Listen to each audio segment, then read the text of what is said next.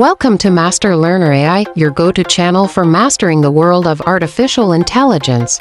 In this video, we're going to show you how to learn AI from scratch in just 3 to 5 minutes. Let's dive in. Step 1. Understand the basics. To kickstart your AI journey, it's crucial to grasp the fundamental concepts like machine learning, neural networks, and data preprocessing. Dive into books, online courses, and tutorials to build a strong foundation. Step 2. Get hands-on experience. Put your knowledge into practice by working on hands-on projects such as image classification or sentiment analysis.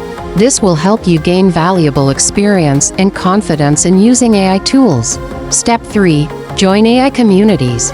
Surround yourself with a supportive community of AI enthusiasts by joining online forums, attending workshops, and participating in hackathons. Collaborate and learn from others to accelerate your learning journey.